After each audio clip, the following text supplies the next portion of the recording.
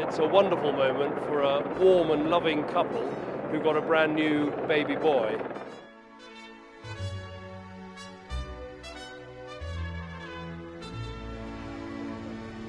There is blood in their veins that has been coursing through royal veins since before 1066. I mean, can you get Radio 3 on? There are not many 90-year-old men who are still voted as being stylish.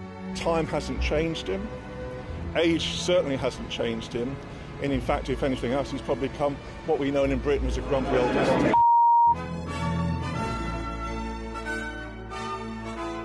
Charles grew up always wanting to please his father. He'd been sent away to school in Scotland, which he hated. He was lonely, he was bullied. Prince Charles gave quite a number of interviews, and we had never heard him speak before.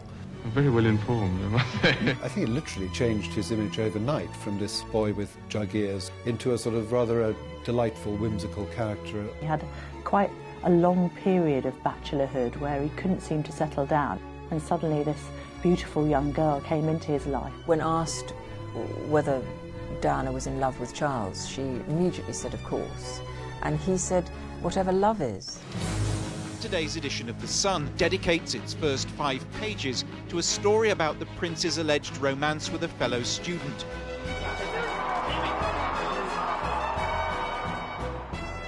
Prince Harry is more like his mother. He's probably the most popular member of the royal family at this moment in time because people warm to him. I don't believe there is any such thing as private life anymore. I'm not going to sit here and whinge. Everyone knows about Twitter and the internet and stuff like that. People now regard them as part of the celebrity culture. They're not. They think of themselves as part of history.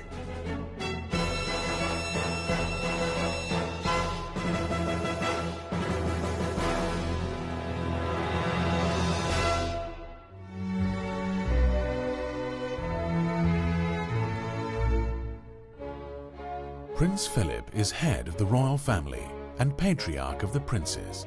Known as a no-nonsense and tough, gruff military man, he occasionally oversteps the line of political correctness with both feet. His rise from a titled but unprivileged background to become the greatest supporter of the longest reigning monarch in British history is the stuff of storybooks. But Prince Philip's story is true. He was born famously on a kitchen table in Corfu, and he was evacuated in an orange box on board a British destroyer. Through the 1920s, Prince Philip lived in exile with his parents in Paris. Then at the end of the 1920s, his parents split up. His mother had a breakdown, ended up in an asylum in Switzerland, and his father floated down to the south of France, where he ended up with a girlfriend living in a boat. Following his time at Gordonston, which specialised in seamanship, Prince Philip left in 1939 to join the Royal Navy as a cadet. He was astonishingly good-looking. He's always maintained a very fit profile, and he looked what he was, a young Greek god. So he wasn't like anyone else, I think, that Princess Elizabeth would have come up against.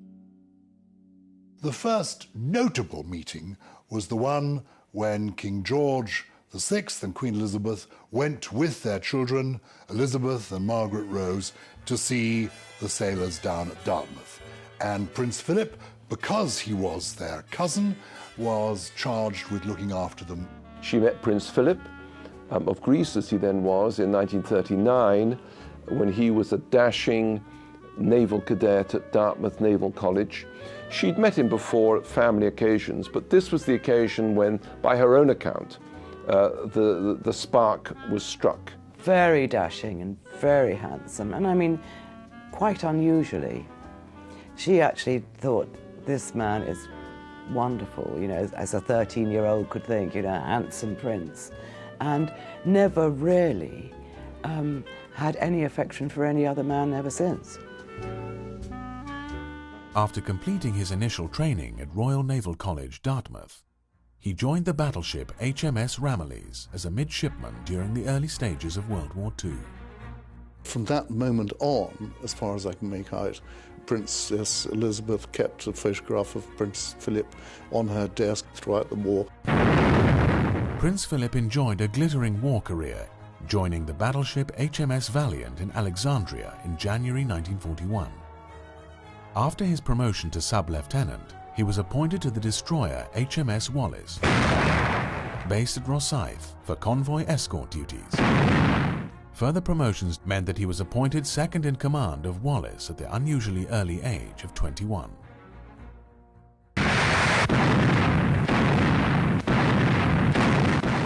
HMS Wallace took part in the Allied invasion of Italy, with the landings on Sicily in July 1943. Prince Philip was very alpha male, quite controlling and very positive.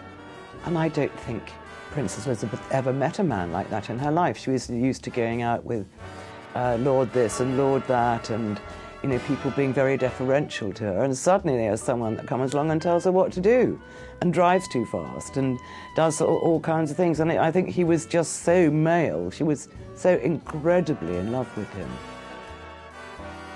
And there wasn't another candidate. There were various English dukes, all rather dim, and there were foreigners, even more dim or inappropriate because they'd fought for the Germans in the war. And Prince Philip had the inestimable advantage of having fought on our side in the Royal Navy, and therefore was okay. With news of growing preparations for the royal wedding come these notable pictures of the royal family, accompanied by Lieutenant Philip Mountbatten. People at court weren't sure who this man was. Princess Elizabeth was a perfect princess. She was beautiful, she was well brought up, she knew how to behave. Nobody was quite sure about Prince Philip. Who was he? Where were his parents? He always said to me that he was essentially pan-European. I don't know what he was. He certainly he is categorized as being the Greek, but he doesn't have any Greek blood in him at all. The general public thought that Elizabeth and Philip's marriage was a fairy tale made in heaven. Hundreds of thousands of people gathered outside the palace gates because it was the one good event to cap off what had been, quite frankly, a dreadful decade.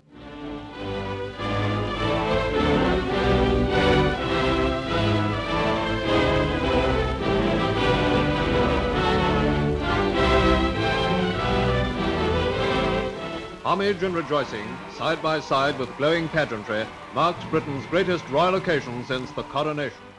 The royal wedding was seen as a sort of new Elizabethan age. The country was in a terrible state. It was very austere right after the war, and suddenly there's this beautiful bride, because Princess Elizabeth was incredibly beautiful, and this handsome naval officer were going to carry the country out of the doldrums of war and present them with a golden future. But the feeling was very much of their wedding. It was like a fairy tale.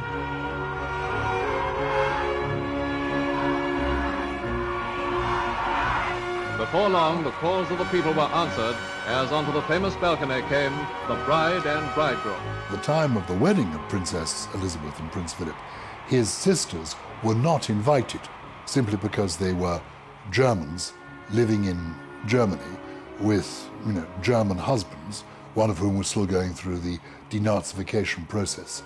So, they had to be careful.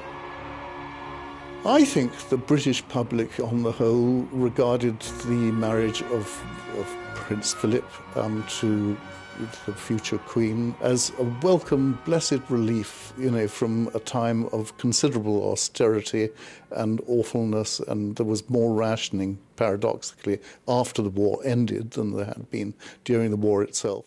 And the young princess gathering up her ration coupons to buy the lace for her wedding dress. You've got this wonderful romance, this dashing naval officer marrying the girl next door who was everybody's sweetheart, who was going to be our queen. It's strange that now he's cast as a cantankerous old crust and a right wing, etc., etc. When he first sprung upon an astonished world, he was regarded as a dangerous lefty. There were a lot of people in English society, and courtiers in particular, who weren't sure who this man was.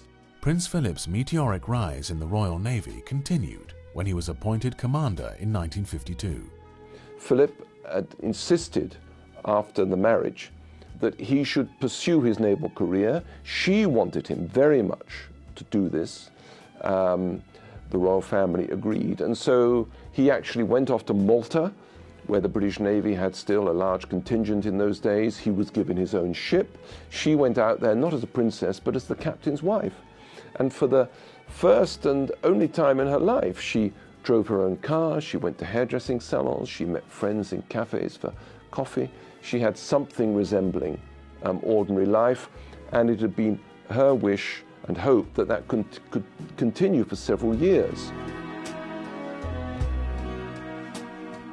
It was obvious that she meant to enjoy herself. She had no restrictions. She could move about on her own in Malta. It was absolutely novel for her, you know. I think officially she was the boss. But in private life, I think Philip ran the show. That's my impression, yes. He seemed to boss her around most of the time, you know. And I shouldn't say this, perhaps. I've heard him swear at her.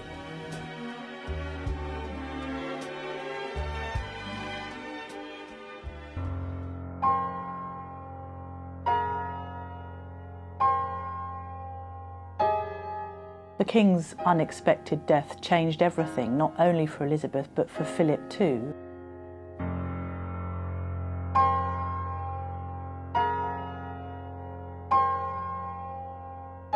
As a couple, they had enjoyed a blissful existence in Malta, where the Duke of Edinburgh was then based as an officer in the Royal Navy. And their first tour, so to speak, was brought to an abrupt halt when they heard news of the King's death, where in Kenya, of course, it was the Duke of Edinburgh that broke the news to Princess Elizabeth, and understandably she was devastated.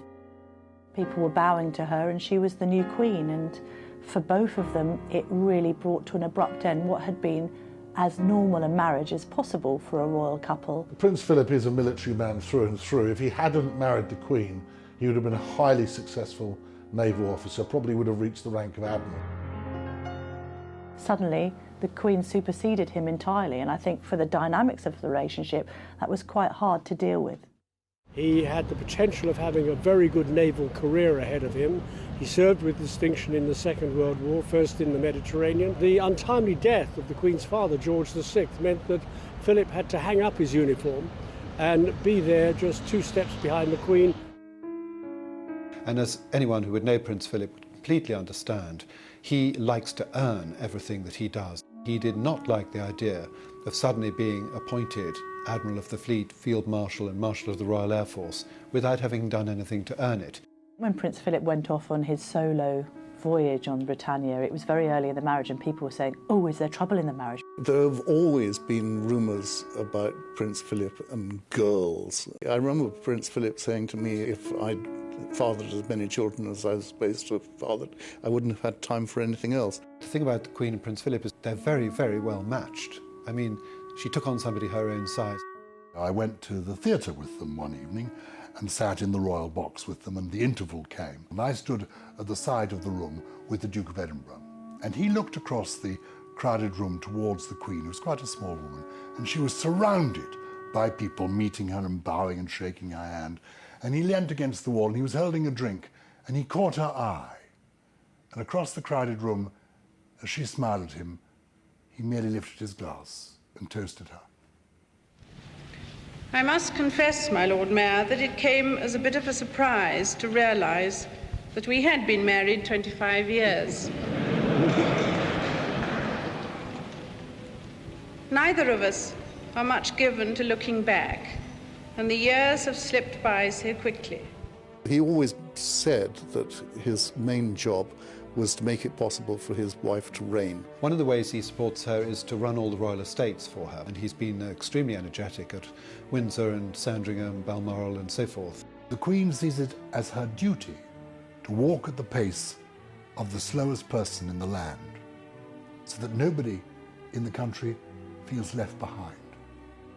So there is the Duke of Edinburgh thrusting, going forward, trying to do this, trying to do that, trying to change this, and there is the Queen quite steadily walking along. The Queen is the head of state, but Prince Philip is the head of the household. He's the head of the family, so people have to answer to him. We had the good fortune to grow up in happy and united families.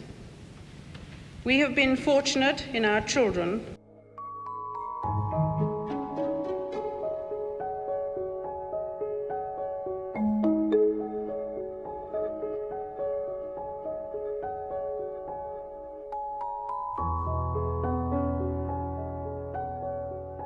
Prince Philip did always have an odd upbringing and an odd childhood. He didn't have any serious role models as far as parenting was concerned. This later came to be a bit of a handicap when it came to bringing up Prince Charles and the other royal children.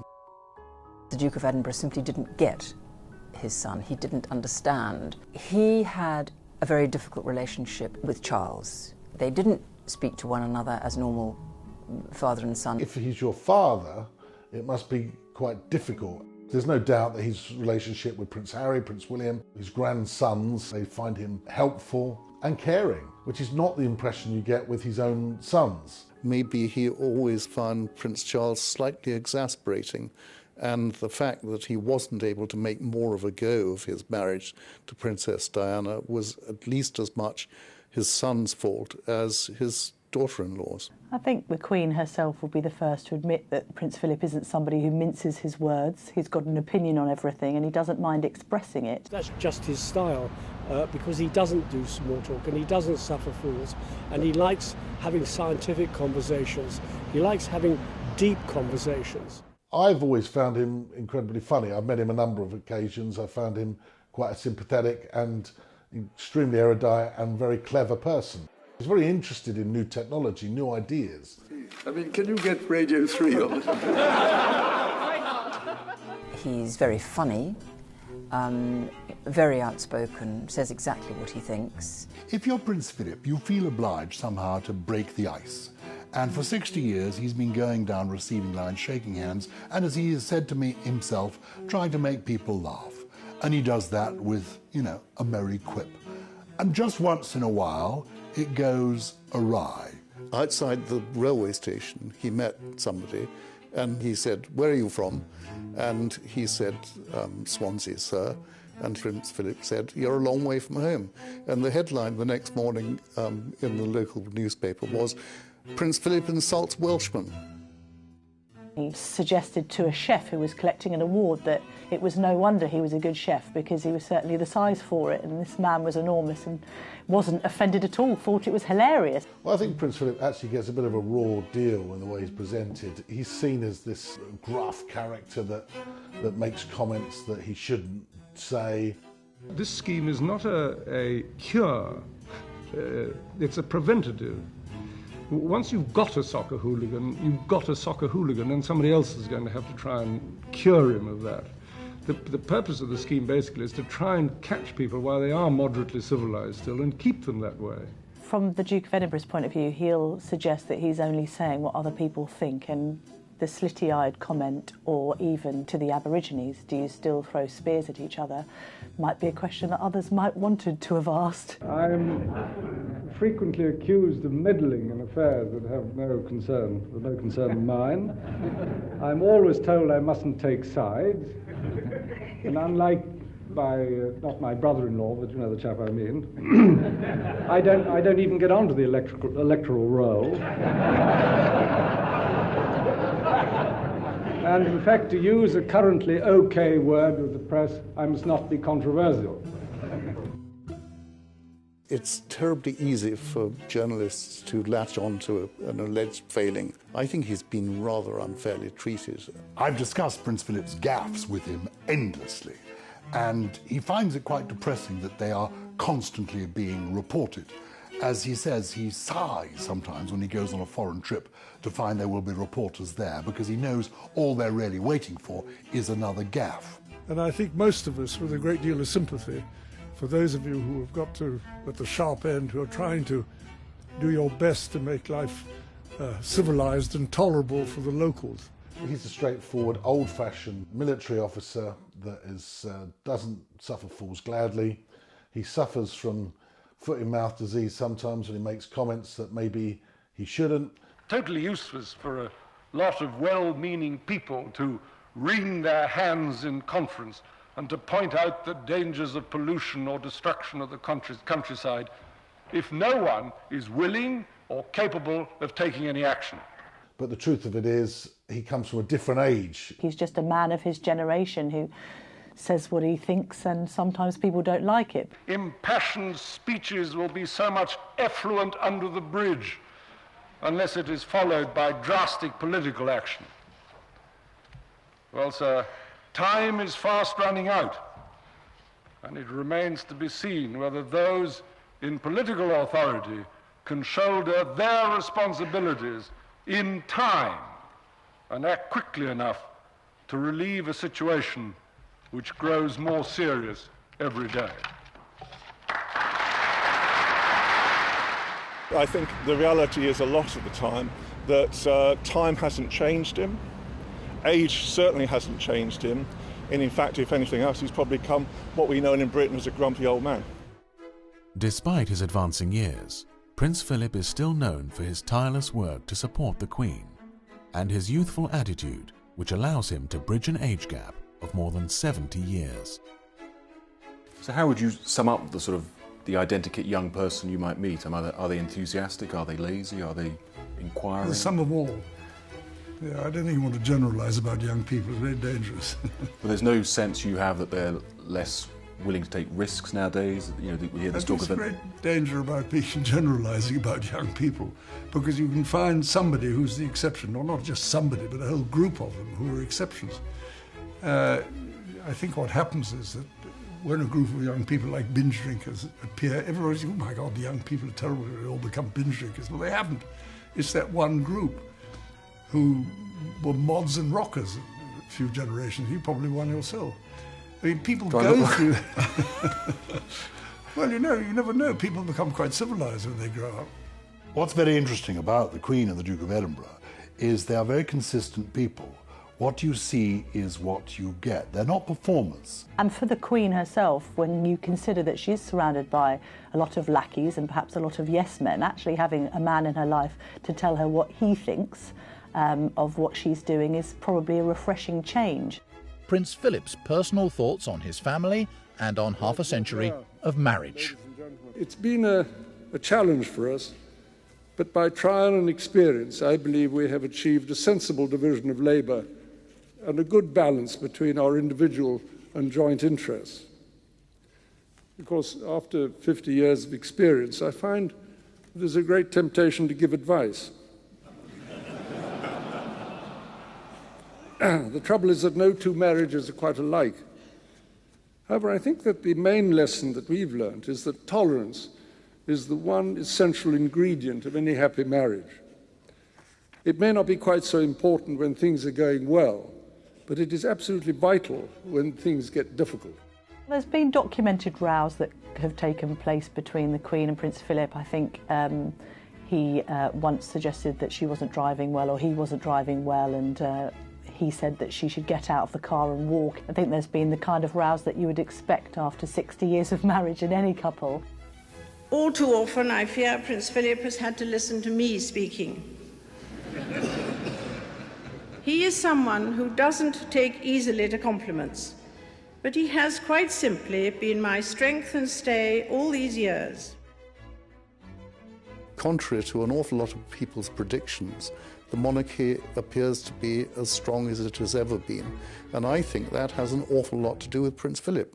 I think without him, maybe the institution might have failed altogether.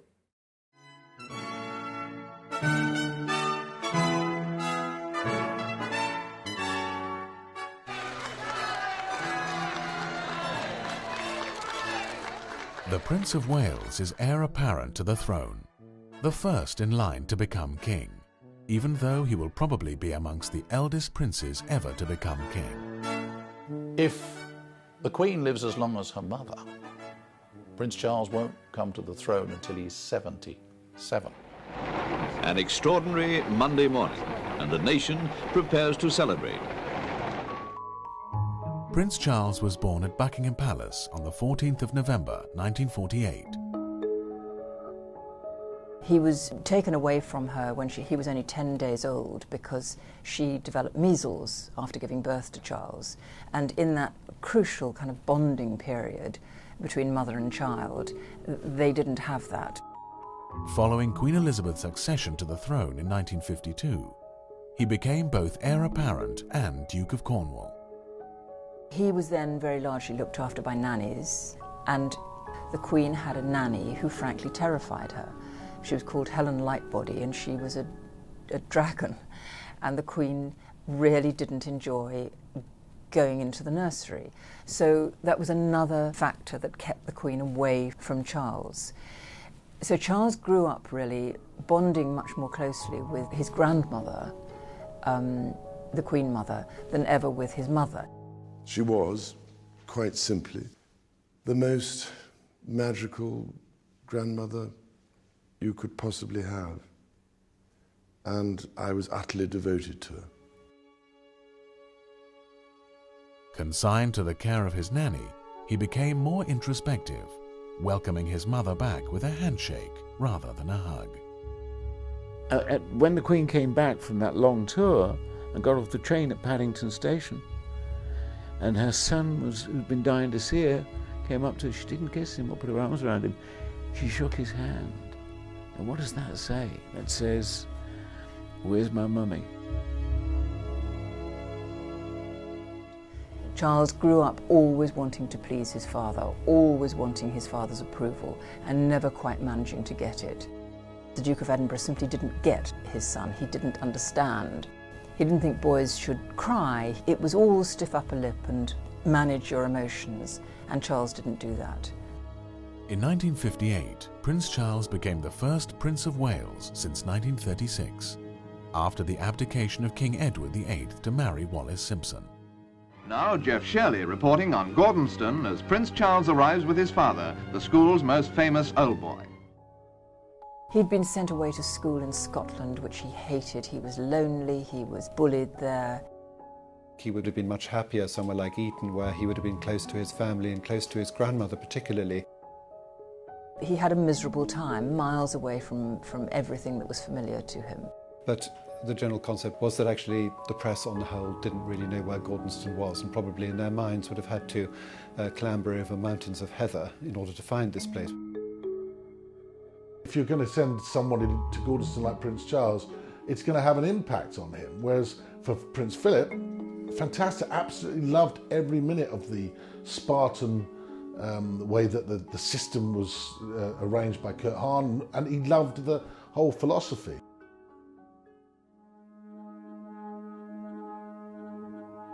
Charles grew up a very insecure boy who turned into an insecure man. He doesn't have a lot of confidence. And Lord Mountbatten, who was the Queen's uncle, recognised that Charles was slightly adrift as a teenager. He was not a happy child, and Mountbatten took him under his wing and started to prepare him for the future and to give him some confidence and to make him feel valued.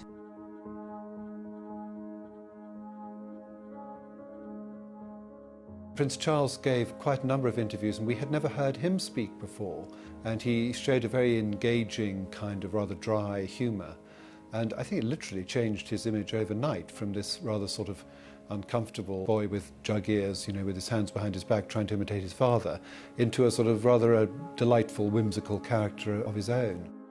I do believe I got a bite. I have a bite. I'm letting out a little slack now. Yes, taking up the strain. This is most exciting, ladies and gentlemen. I've never seen anything quite like it before. I think I got quite a large one here. It's really very large indeed. Charles comes forward to be invested with the name, style, dignity and honour of Prince of Wales and Earl of Chester. The sword for his earldom.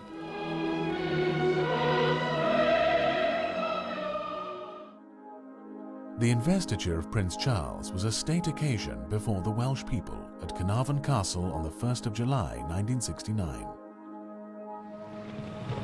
I, Charles, Prince of Wales, to become your liege man of life and limb, and of earthly worship. And faith and truth I will bear unto thee, to live and die against all manner of folks.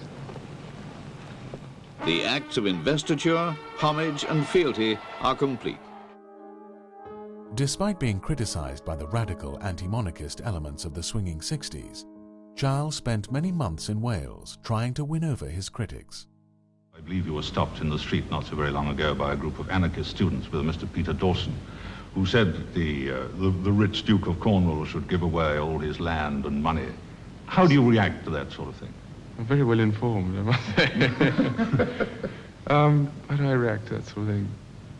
Well, I suppose I try and look upon it with a certain amount of sympathy. I mean, I think it's wrong to just, you know, say, you're wrong, you know, therefore I don't want to listen to you. I try and understand what they're getting at and why they're getting at it.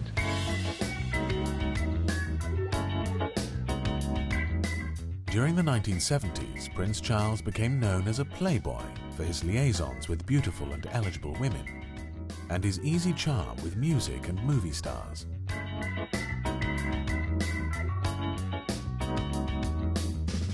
Prince Charles was really seen as a bit of an action man, and having had a string of beautiful girlfriends. He had quite a long period of bachelorhood where he couldn't seem to settle down, and it was actually attracting the wrong kind of headlines. Was he a playboy prince? Was he not able to make decisions? Was he not able to commit?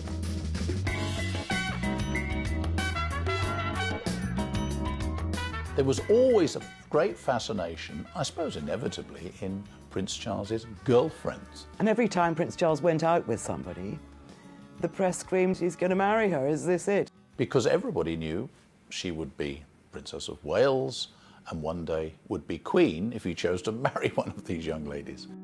The obsession with Prince Charles's girlfriends became a frenzy when a quiet, demure girl named Diana Spencer came onto the scene in 1980. I'm old enough to remember working on a newspaper and going one evening to a theatre where Prince Charles had taken a young lady. Suddenly this beautiful young girl came into his life, and it really improved his PR enormously. Everybody loved Diana when they first encountered her.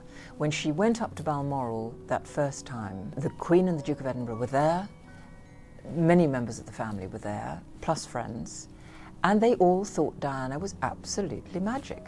Although she had some royal connections in her family, she wasn't the usual type of girlfriend that I remember Prince Charles accompanying to places.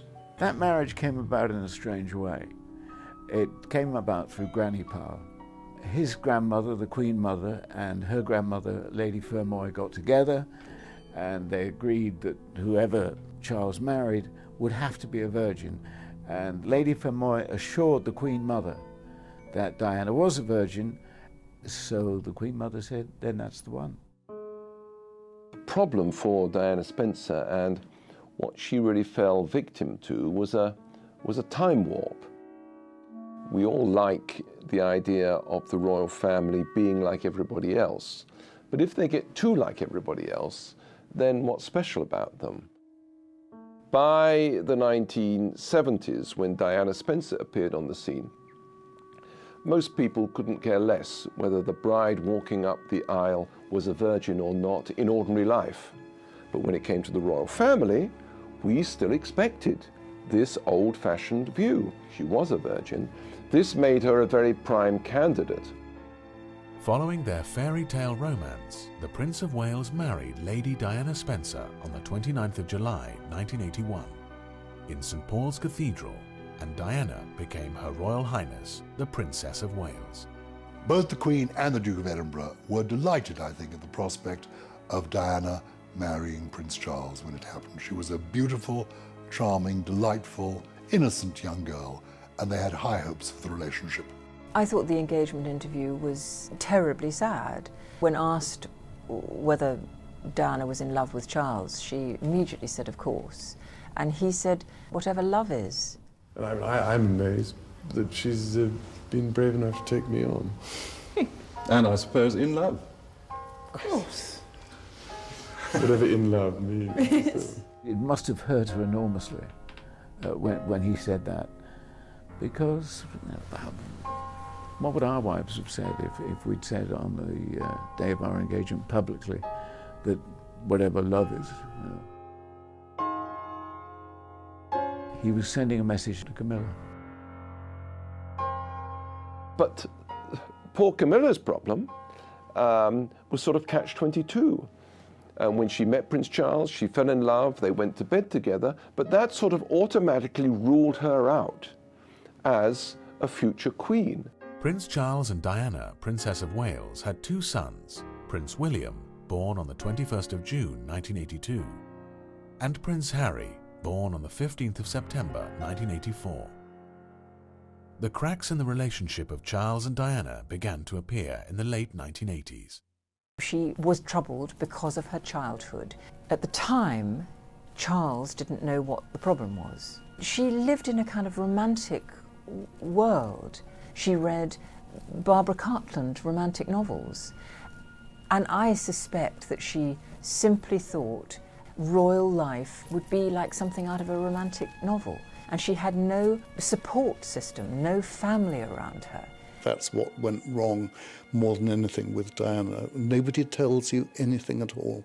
One of the astonishing successes that Prince Philip has been and has made of his life is that nobody told him either, but he instinctively knew how to behave. Other interlopers aren't told, and I think that was ultimately the great tragedy of Princess Diana. Charles simply didn't know what on earth to do. He didn't know how to help. He thought that it was his fault. He gave up the friends that Diana said she didn't like, got rid of staff that she didn't like, did everything that he possibly could to make her happy. He couldn't make her happy. Nothing could make her happy. She fed herself emotionally on the adoration of strangers. And this caused a huge problem with Charles, because rather than being a support to him, she outshone him. He would make speeches, and the press ignored his speeches, and they talked about Diana's hairstyle or her clothes, and could she perhaps be pregnant again?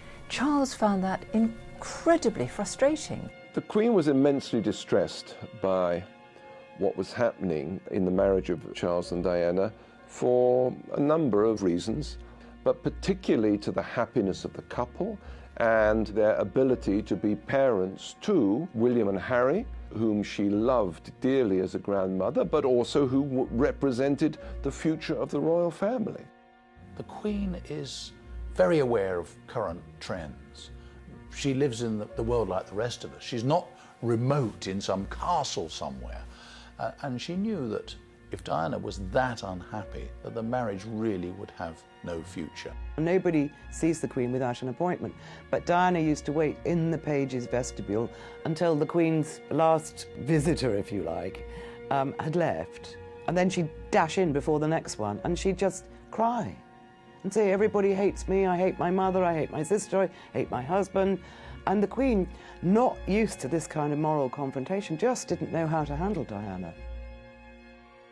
It would be a great mistake to think that she blamed Diana for what went wrong. If anything, I believe that she and her husband, Prince Philip, put more of the blame on Prince Charles. And Prince Charles, of course, as we since discovered, was already committed emotionally to another woman. The Prince of Wales and Camilla Parker Bowles seen together in public quite clearly.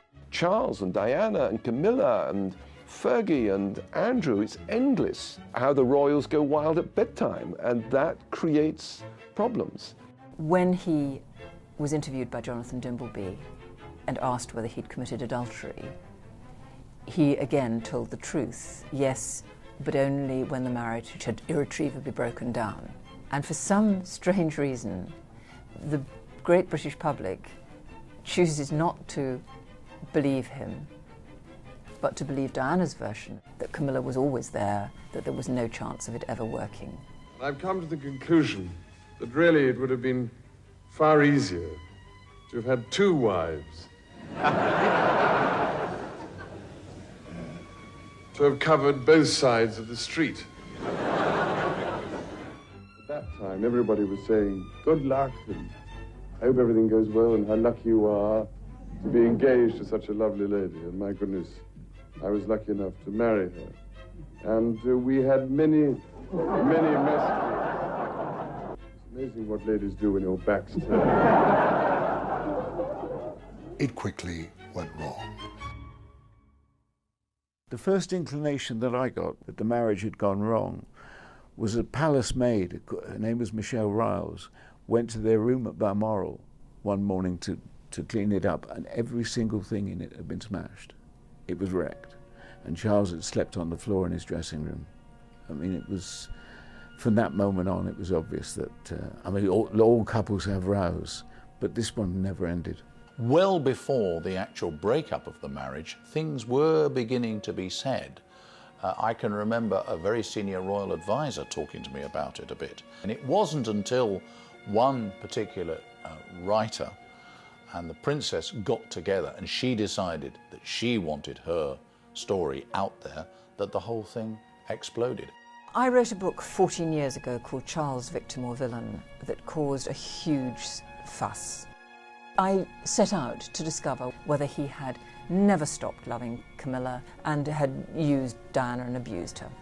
The conclusion I came to was that there were no villains at all. They were all victims. It was not Charles's fault that it hadn't worked. He was a needy individual, she was a desperately needy individual, and they were unable to help each other. I wish to inform the House that Buckingham Palace are at this moment issuing the following statement. It reads as follows. It is announced from Buckingham Palace that with regret the Prince and Princess of Wales have decided to separate. Their Royal Highnesses have no plans to divorce and their constitutional positions are unaffected. This decision has been reached amicably and they will both continue to participate fully in the upbringing of their children.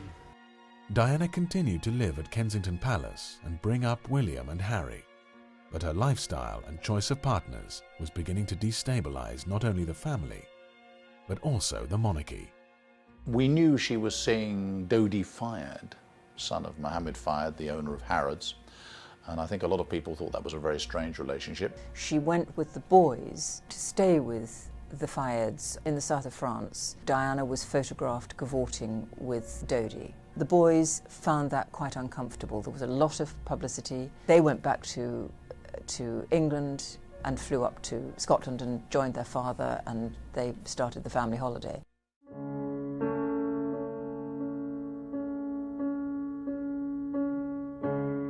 I was asleep in bed and the phone rang and one of my bosses said, Nick, there's been a car crash in Paris. Dodi Fayed is dead and we think the princess is dead too.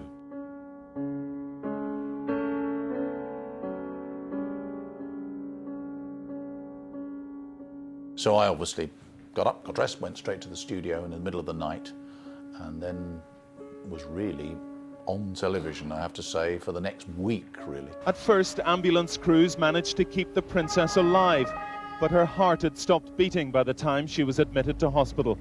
The surgeons fought for 2 hours to restart her heart. At 3 o'clock this morning, London time, they admitted defeat and announced that Diana, Princess of Wales, was dead.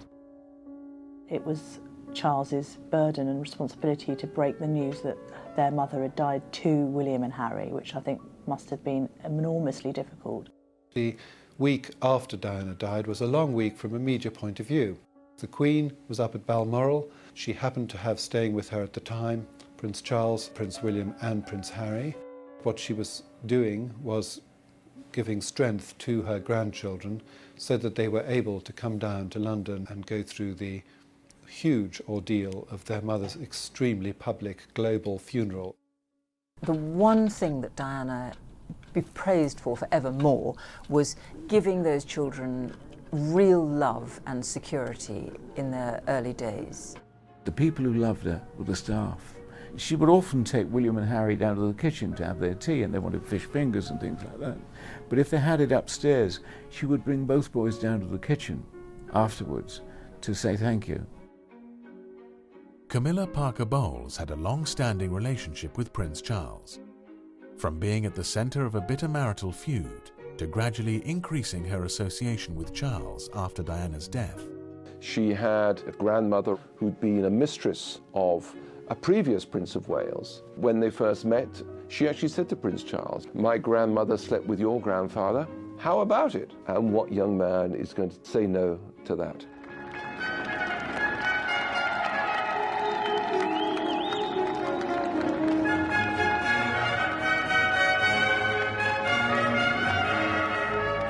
Prince Charles and Camilla Parker Bowles were married on the 9th of April 2005. He was always quite tense with Diana because there was always another fight around the corner, another intense moment, another drama. But with Camilla, she understands the man, having been his mistress, having been the love of his life for 50-odd years. Charles has done a huge amount in his life. He's never had any kind of message of congratulation from his parents. The Queen, I think, frankly feels that Charles is a bit too grand for the rest of the family. The way in which he intervenes, talking to government ministers, his espousing of quite controversial causes is dangerous for the monarchy. Prince Charles has not found it easy bridging the divide between Prince Philip's stiff upper lip view of manhood and his own more sensitive outlook. As he nears his 70s, Prince Charles still retains his desire to assert his individuality. It's also extremely nice to know that I share a birthday with a biscuit, fully organic and rather nutty. He does really care about this country and its people. For instance, the Gulf War, Afghanistan, that's why they're always going and visiting troops. When I was a royal correspondent, never any doubt that he knew what my job was. It wasn't always easy dealing with Prince Charles, but subsequently I have come to admire the fact that we have a Prince of Wales who is not afraid sometimes to speak his mind. The Queen can't do that. Her opinions on anything have to be very, very careful, very, very neutral. Over the past century, we have made it into a rubbish dump. The effluents we pour heedlessly into its waters are a threat to its delicate ecological balance. Prince Charles remains a king-in-waiting, ready to make his mark on the British monarchy. Whether he will still be willing to speak out on things, I rather doubt. I think he knows that the job of being monarch is to pursue that strictly neutral line. Due to the length of Queen Elizabeth's reign, Prince Charles is unlikely to evoke the same sense of anticipation which greeted the young Queen at the dawn of the Second Elizabethan era. That honour will likely fall to his son, Prince William.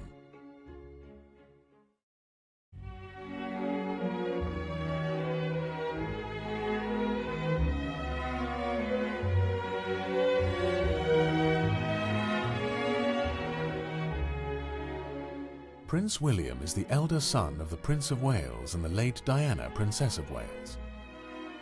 On the 29th of April 2011, following his marriage to Catherine Middleton, the title the Duke of Cambridge was conferred on him by the Queen.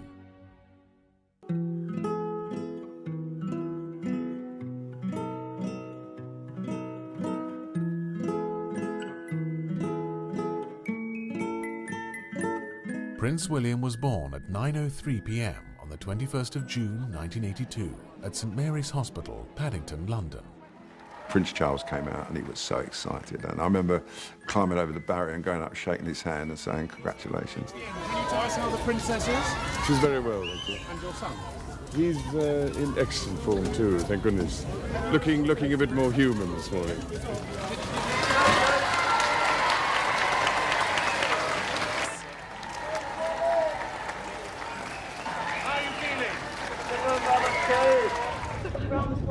Now, who wants it which way first? Inside or outside?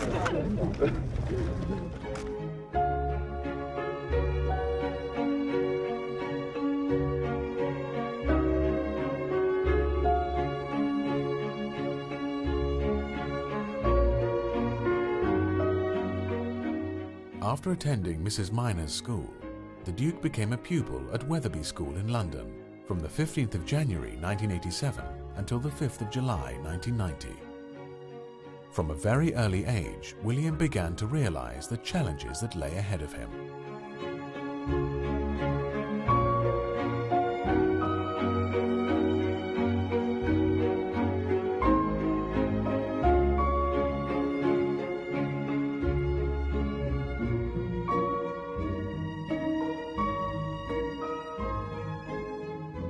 Kid said to William, "Excuse me, is it true that you know the Queen?"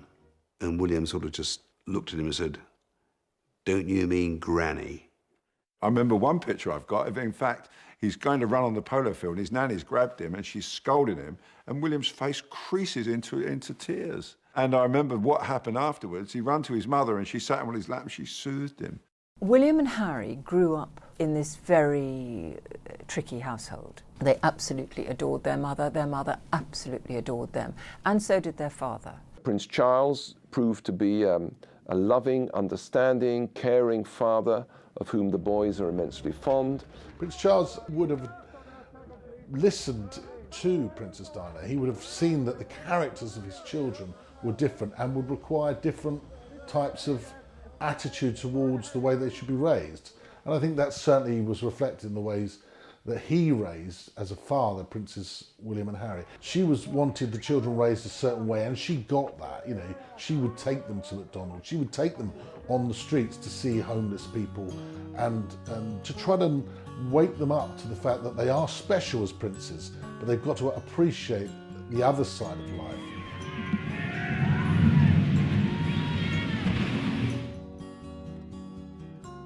The one thing that Diana be praised for forevermore was giving those children real love and security. She wanted them to mix with other children. She wanted them to have fun, to be freer. Prince William looks a lot like his mother in many respects, but his character is more Windsor than Spencer.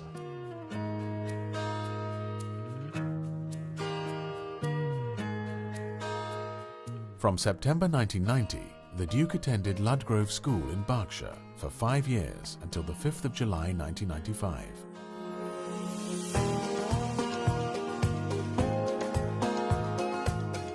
Over time, Prince William began to show more of his mother's easy and warm character.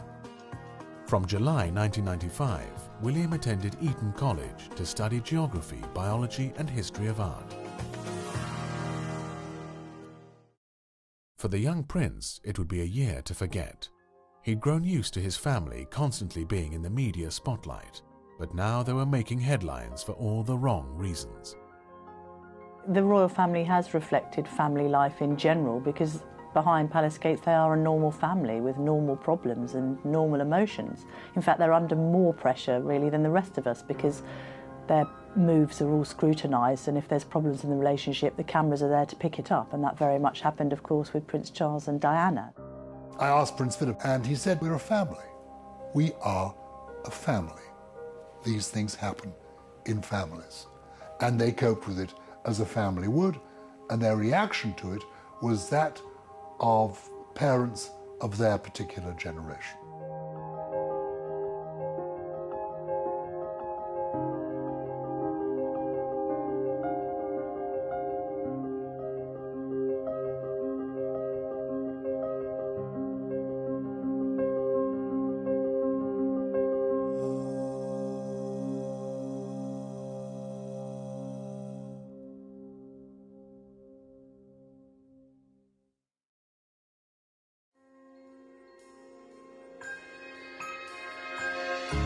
As though the princess died about 4 hours after the terrible accident that had befell her.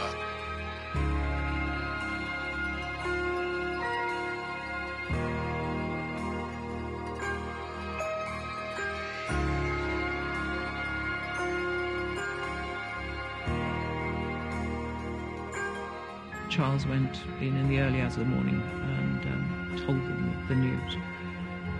Who knows what went on in that room? It must have been utterly, utterly devastating. The public pressure for the Queen to make an appearance was such that she and the boys came outside the gates of Balmoral. And looked at all the flowers and tributes to Diana, which must have been devastatingly awful for those boys. With Prince William, I just remember how brave he was in the subsequent days after she died, because it was his moving gestures when he went to shake hands with people, thanking them for their kind words, was so brave. Thank you so much. It showed that he had sort of a natural grace and nobility about him to rise above his own personal trauma.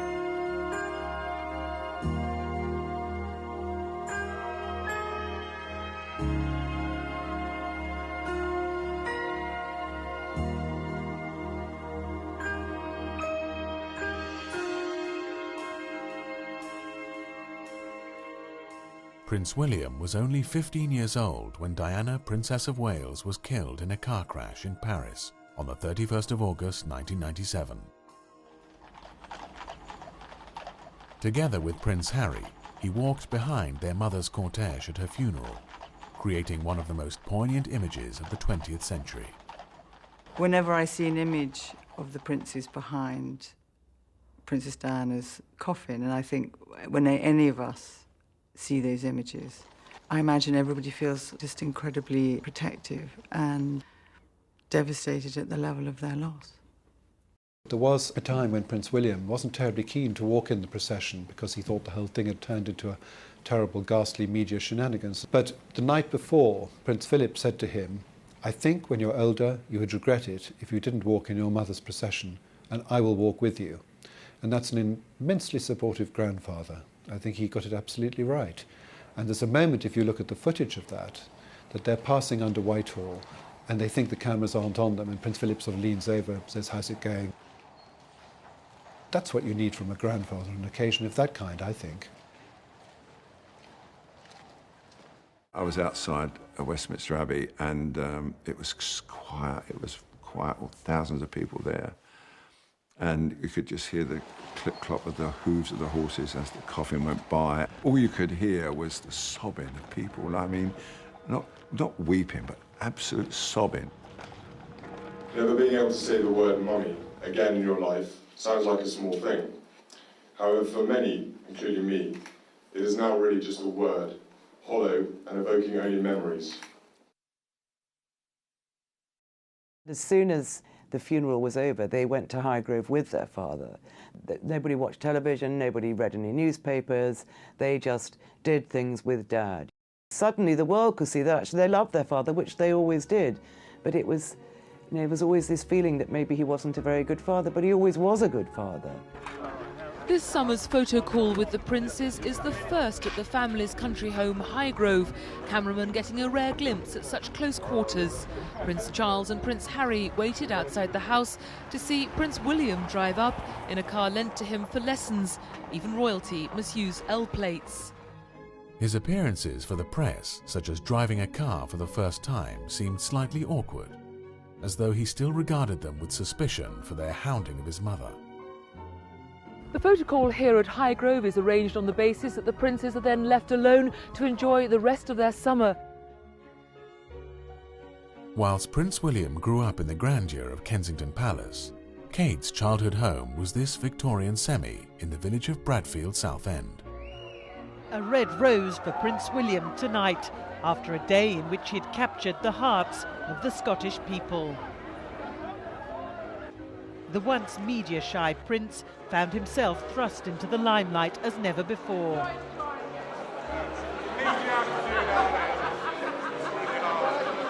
The things you have to do nowadays, he said, appearing at a new dance centre in Edinburgh. Earlier in Glasgow, the 19-year-old was greeted like a pop star as he arrived at one of the city's most deprived housing estates. Having grown up with his every move being followed, Prince William was determined to spend his student years away from the media spotlight and without the trappings of royal life. Royal by birth, but with the common touch, he charmed these pensioners, telling them he was looking forward to university. I am, yes. It's very nice. Have you ever been to Nando's? Yeah, it's very nice. It's got a very nice community feel about it, that's the thing. Everyone's been very nice. After a gap year in which he visited Chile, Belize and African countries, Prince William chose to study at St Andrews University in Fife, Scotland.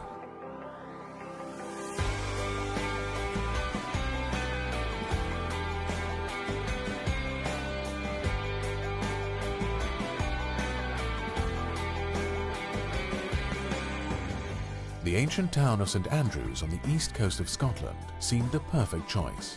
Small, remote, and with a close-knit student community.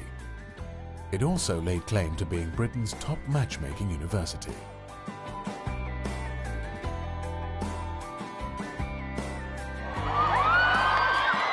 The small university town of St Andrews had never seen anything like it. Prince William greeted like a local hero as he arrived with his father. Even before he'd attended a single lecture of his art history course, the student prince was a celebrity.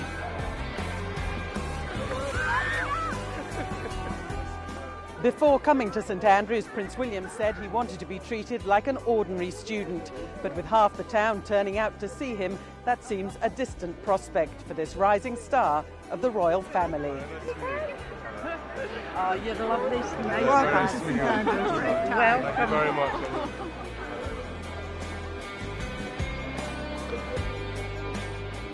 There was an agreement, a gentleman's agreement between the palace and the press that they would leave him alone to study without endless intrusion from paparazzi photographers. You know, when we did this agreement, I never thought it would stick because I know the British media and they can't help themselves. But I suspect that they did have the memory of Diana in their minds and of her tragic end and of the way she had been constantly hounded by the paparazzi. I don't think the British media wanted another Diana on its hands. This historic agreement between the palace and the press meant that William would have the chance to spend his university years as just another student, albeit a very famous one.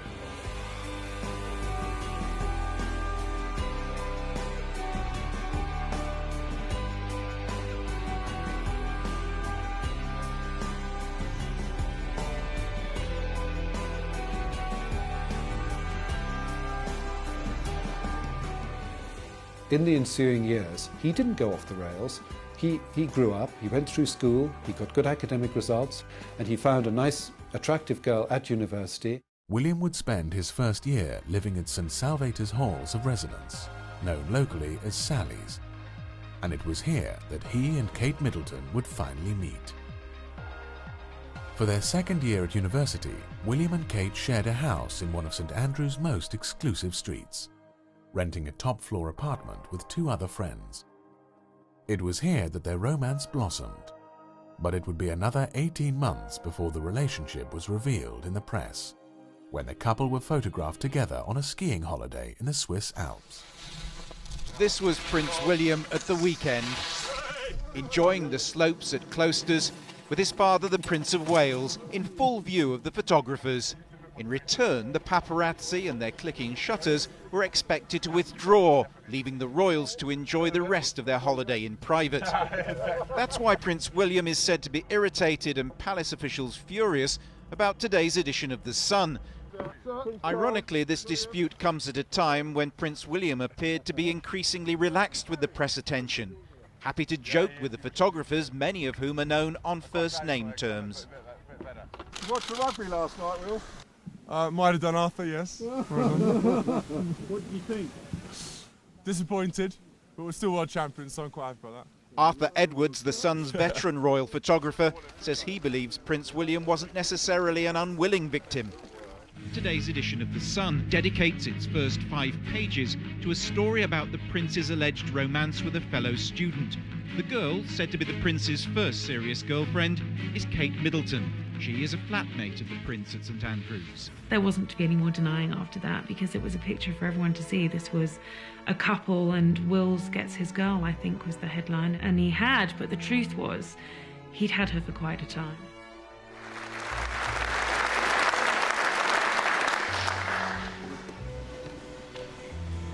William Wales.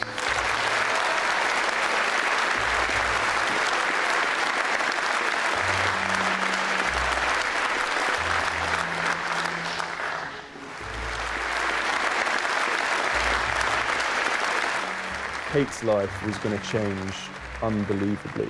She was a sort of a normal girl who went to Marlborough College. We knew even then she was going to become one of the most photographed women in the world. Yeah.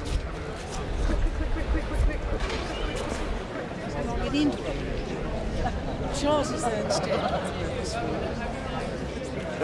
I love the way you remember that, but you don't remember anything else. I remember the telephone conversation.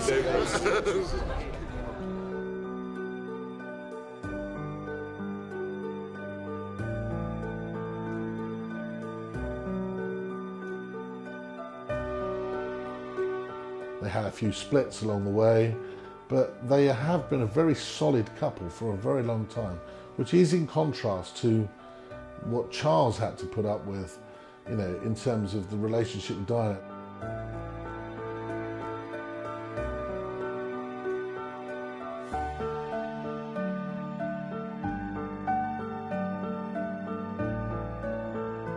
Prince William and his girlfriend Kate Middleton have split up. ITV News can reveal it was a mutual decision, and although they've broken up before, this time it is final.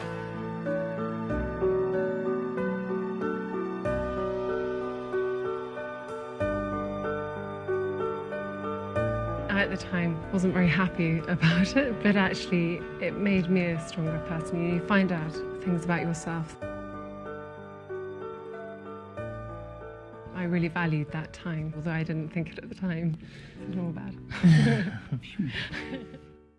Wembley Stadium, the 1st of July 2007, on what would have been Prince Diana's 46th birthday. William and Harry hosted a special tribute concert for their mother. Backstage, the princes rubbed shoulders with hip-hop royalty and the recently reformed Take That. But rumours were growing of another eagerly anticipated reunion. There was a lot of speculation about whether Kate and William were back together as an item. And the day before the concert, I asked William whether he would be inviting Kate. I've got lots of friends can clearly coming. comment on this one. I've got lots of friends coming, so, you know, everyone's going to be there on the night, and it's going to be a great night, basically. That's so very well avoided, William. Very diplomatic. Rather than the lightning fairy tale romance of Prince Charles and Diana, Prince William enjoyed a more conventional relationship with Catherine Middleton before marrying her on the 29th of April 2011.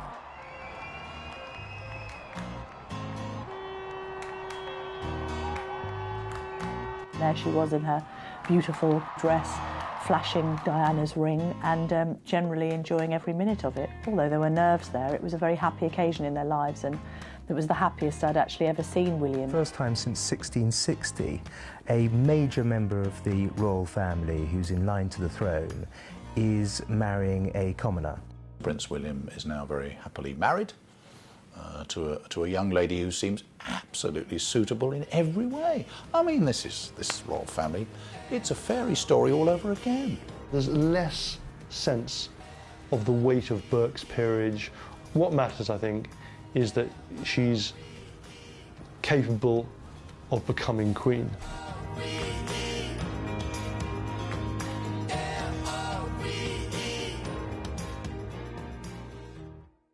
There had been some serious training at Sandhurst. This was the prince in action in Cyprus. The 44-week course is notoriously gruelling, and William obviously wasn't spared the heavy lifting. The Duke of Cambridge joined the Royal Military Academy, Sandhurst, as an officer cadet and was commissioned as an army officer in front of the Queen at Sandhurst in December 2006, joining the Household Cavalry, Blues and Royals, as a second lieutenant.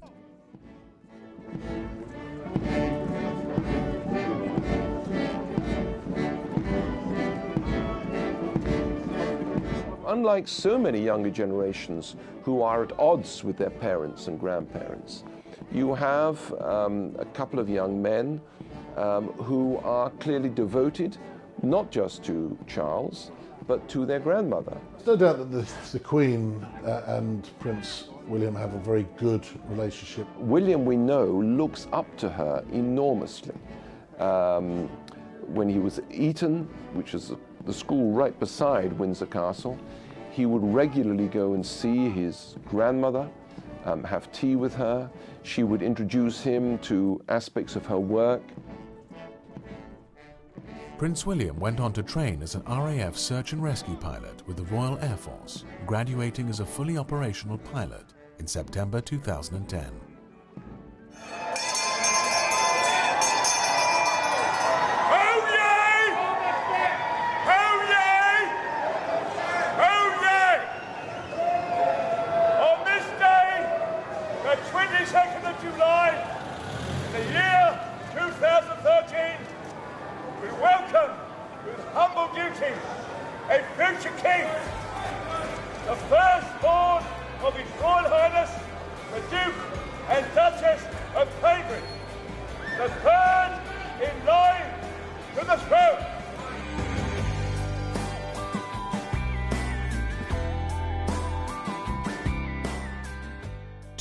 After their wedding, the Duke and Duchess of Cambridge were delighted to announce the birth of their first child, George Alexander Louis, on the 22nd of July 2013.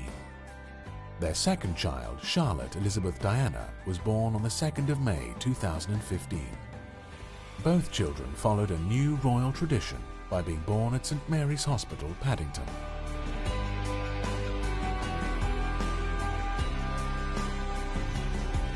A very loving and happy family man. He's adores his little boy George and new daughter Charlotte. There's no doubt that the whole influence of Kate has been great.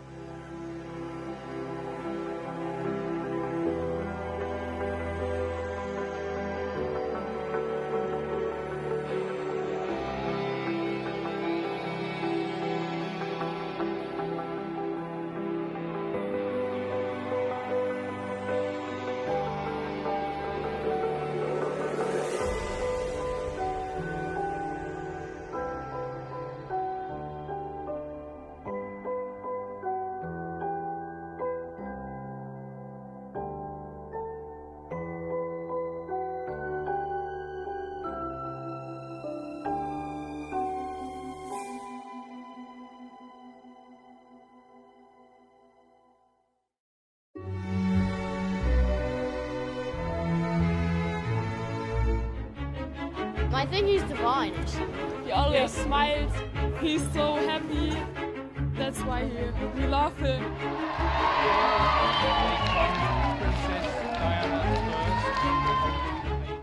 There is no doubt that Prince Harry has the common touch.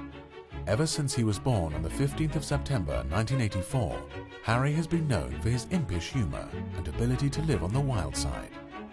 After attending Mrs. Minor's school, Prince Harry became a pupil at Wetherby School in London and then joined his older brother, William, at Ludgrove School in Berkshire.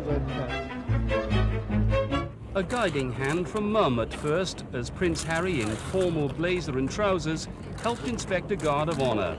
Then the transformation, into fatigues and at the double, for a taste of life in the Queen's Army. Prince Harry, I think, is probably the most natural and honestly sort of open person that is a member of the royal family at this moment in time. When he meets people, they warm to him, not because he's a prince necessarily, but because of who he is as a person.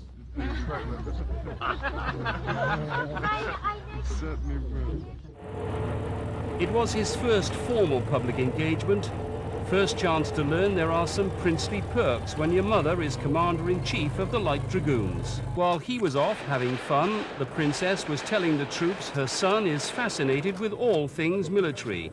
Prince Harry joining in, too young yet to be joining up. Prince Harry also followed his brother William to Eton College.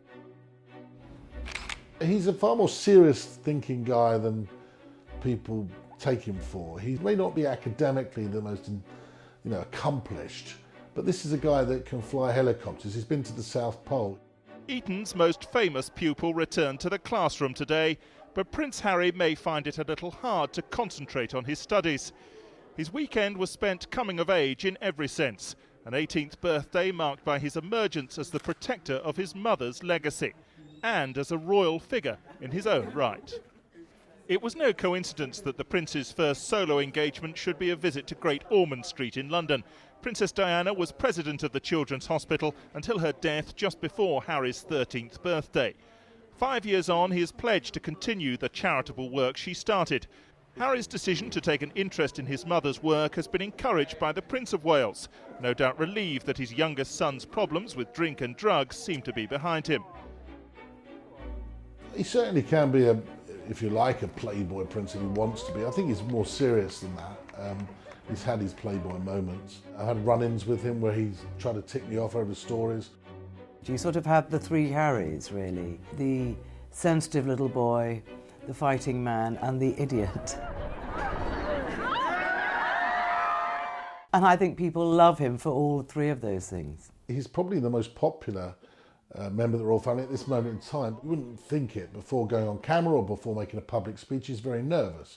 But actually, that adds to his naturalness and adds to the charm. Harry has this more difficult job of defining what a spare should do. And copying his mother, who had a similar identity problem next door to Prince Charles, seems to me very shrewd. I think it's probably very difficult being the second son, because you don't really have a defined role. You're just the joker in the pack. Get this on camera. Ah, you forgot your boots. Oh my God. That's another classic. Here, borrow my ones that Marcus got. The attention is very much focused on the eldest child, as it was with William. I mean, Diana made a very conscious effort not to allow that to happen, but of course it did. I'm not just doing it for them, I always do it. I always clean them. I played yesterday, I didn't have a chance. There was someone else to do it for you. Huh.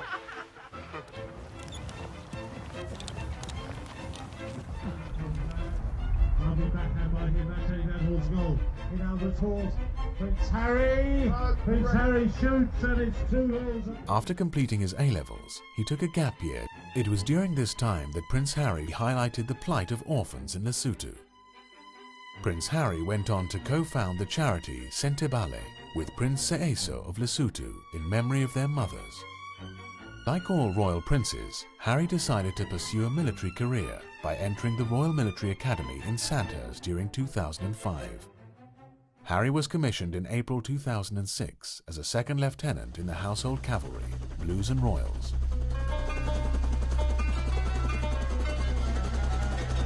We're very lucky indeed to have so many families. I know because I meet them. For instance, you have 2 or 3 sons in the armed forces of one kind or another. Incredible. As a parent, you worry the whole time. I think if you're out here, perhaps you're getting on with everything, it's not the same. But for everybody left behind, it's ghastly.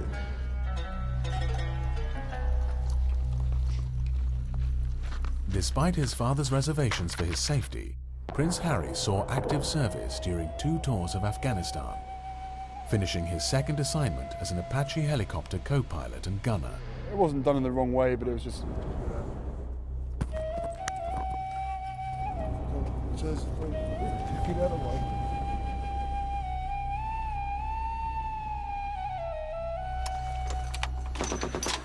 I was always hoping to get forward, and I got here on Christmas Eve, and going from bullet magnet to anti-bullet magnet, most of the guys were pretty bummed that I was here because nothing was happening for the first few days that I was here, but things are picking up again now. Presumably you have and you will kill the enemy. Yeah, so lots of people have. We fire when we have to, take a life to save a life. But the main thing for us is tricky escorts. If guys get injured, we come straight into the overhead, puts off any possibility of an insurgent attack because they look at us and just go, right, that's an unfair fight, we're not going to go near them. Harry became important by, being this big character, being this brave boy. This is my bed. I don't really make it when I'm down here, which is a joy. That's it, made. Oh, there it is.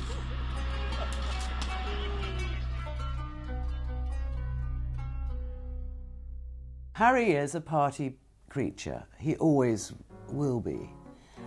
So obviously he's going to get caught out. He has walked out of nightclubs and smashed photographers. Drunken escapades at parties have only made Prince Harry appear more like one of us. But is he really more clown prince than crown prince? Every misdemeanour that Harry's had has leaked out to the press because we all want to see Harry being Harry. And then, of course, there's the notorious strip at Vegas, which was really, really wild. It was probably a classic example of me probably being too much army and not enough Prince. I don't really want to get into details of what I think or what other people think. You know, at the end of the day, I probably let myself down, let my family down, and let other people down. But at the end of the day, you know, I was in a private area, and there should be a certain amount of privacy that one should expect. He's in no hurry to get married. He doesn't have to. The heat is off him because William and Kate have had their babies, and that whole situation is now resolved in terms of the line of succession. I'm sure that he would want to find someone, but he's equally aware of how difficult that role will be because she'll be under the spotlight every second of the day. Chelsea and Cressida both loved him very much, and they both probably felt differently about it, but neither of them fancied that kind of life. The more family and children that William and Kate have, the more people are going to want naughty Harry. I can't wait to get back and just sit on a sofa. It's going to be ridiculous. After bouncing around in a turret, my hips are bruised, my ass is bruised because of the turret, obviously. So I don't see any respite for him. I really don't. I think people are going to want more of Harry because he's still the bachelor prince. Prince Harry rose to the rank of captain before leaving the armed forces in June 2015. In a statement issued through Kensington Palace, Prince Harry emphasises how hard a decision it has been to move on from the army. When I've spoken to him, he was saying quite clearly, I'm 30, I've reached my time when most of my peers that joined the army have already gone. It's probably time for me to try and do other things. He has often spoken of the deep bonds forged in the services, such as with Corporal Ben McBean. He was badly injured when serving on the same tour of Afghanistan. He's done really well with helping out all the charities as well, with obviously all the guys who've been injured.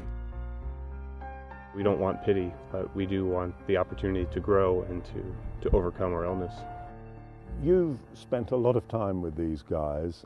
I get a sense that you're at your most relaxed with them, and that they make you feel a little humble maybe sometimes? No, completely. I love spending time with these guys, and I like to think that I know roughly what they're going through as well. Do you miss the army? I miss parts of it, but that's another reason why I'm going to be involved with these guys for the rest of my life, because you know that military banter never goes. That dark sense of humour will always be there. Prince Harry may well never be king, but he is more Spencer than Windsor, more likely to wear his heart on his sleeve, and more likely to be taken to other people's hearts. Prince Harry's life may well be at a crossroads now, but he is unlikely to ever fade into the background. For over 60 years, the Queen has reigned over Britain and its Commonwealth. Elizabeth II is the matriarch to the princes of the palace. As wife, mother, grandmother, and now great-grandmother, she has provided the sense of duty that binds the Windsors together. The Duke of Edinburgh said to me once, you know, when the Queen first became Queen and went on tours in the early 1950s, millions of people came out into the streets and cheered. And if the Queen had taken that attention for herself, it would have been corrosive. She knew the attention, the adulation, was not for her, it was for the position of being Queen. When she became Queen, there was still a large percentage of people who believed that she was anointed by God. It was a very different class system. The establishment was all-powerful. The royalty did not give interviews. There's sometimes a perception of aloofness and distance, which was certainly bridged. Well, no, I think I would twist that slightly and say to you that perhaps that's the way that other people think we want to be,